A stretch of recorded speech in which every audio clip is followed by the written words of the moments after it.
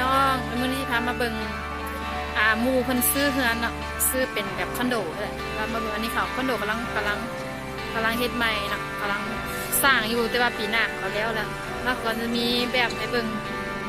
ให้แบบเป็นแบบอย่างนะให้เบิ่งก่อนว่าเฮือนข้างในมันเป็นแบบไหนครับไปพากันไปเบิ่งกันสิพาไปเบิ่งว่าลูกพี่เขาขายเฮือนกันจังไดเขาจะเฮ็ดเป็นแบบอย่างให้เบิ่ง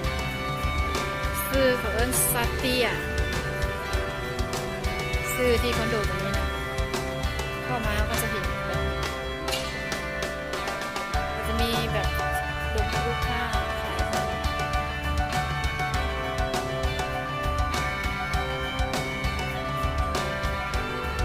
มีขนาดคุณขาเบิ่งอยู่วันนี้ก็ราคาเริ่มต้นกับ6 ล้านก่อนคันเสี่ยวสั้นแห้งสูงกับแห้งแพง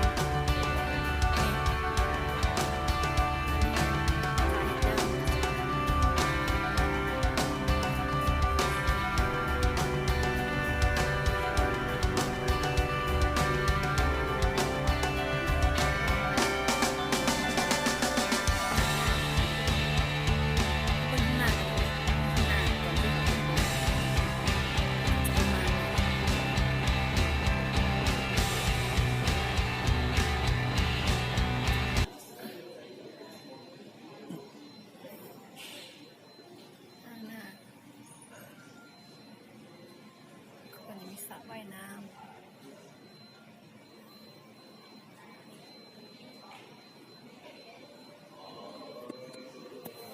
่ายน้ำมี2 บอลอันนี้บนสระว่ายน้ำนี่เป็นบอลตีกอล์ฟตีแบบวิงตันอะไรอย่างข้างหลังก็จะเป็นแ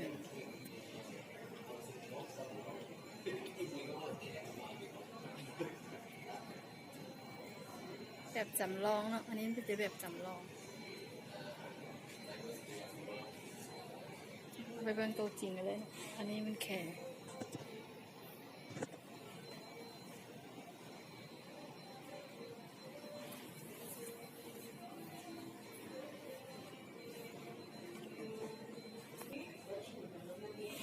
เข้ามาประมาณ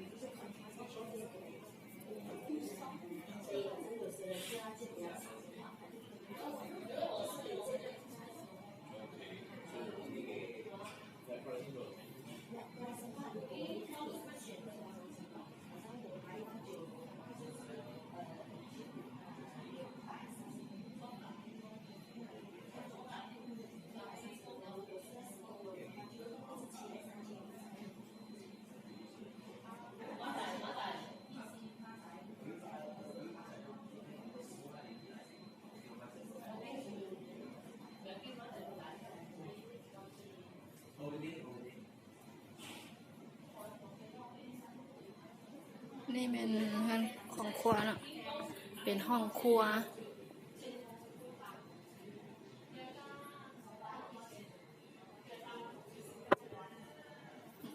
นี่เป็นห้องซักเครื่องเก็บอย่าง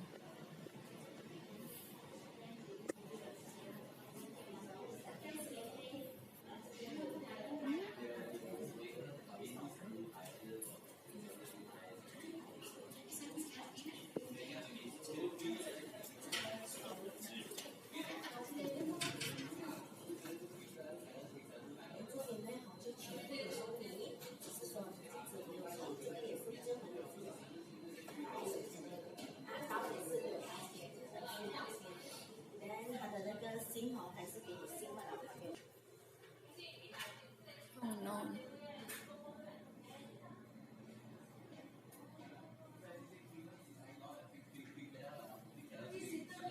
นี่ห้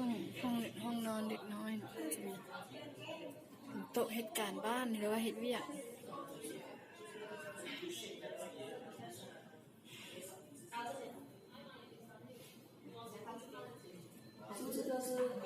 ห้องน้ำ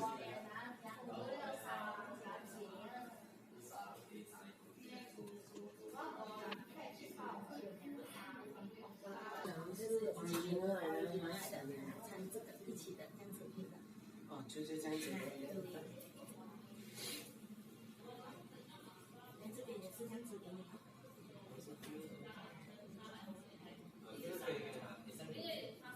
เป็นกระจกทางบ้านเลยนี่ก็ห้องน้ำอีกห้องนึงเป็นกระจกทางบ้านเลยอ๋ออันนี้เป็นตู้เก็บเสื้อผ้าเนาะตู้เก็บเสื้อผ้ามันจะเป็นกระจก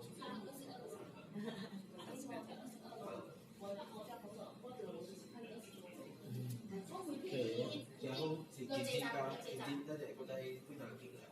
學嘅。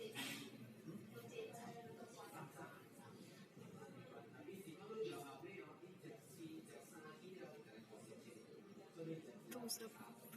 าโอเคนะพี่น้องถ่ายมาพอดีนะคะขอจบคลิปไว้เท่านี้กันเนาะเดี๋ยวเรามาเจอกันใหม่ในคลิปหน้าเด้ออย่าลืมกดติดตามช่องลูกเครื่องลาวจีนเด้อขอบใจสำหรับกดติดตามอย่าลืมกดไลค์กดแชร์กด Subscribe ให้เด้อขอบใจคนที่เข้ามาเบิ่งจนคลิปนี้จนเบิดเนาะเรามาเจอกันในคลิปหน้าสบายดีบ๊ายบาย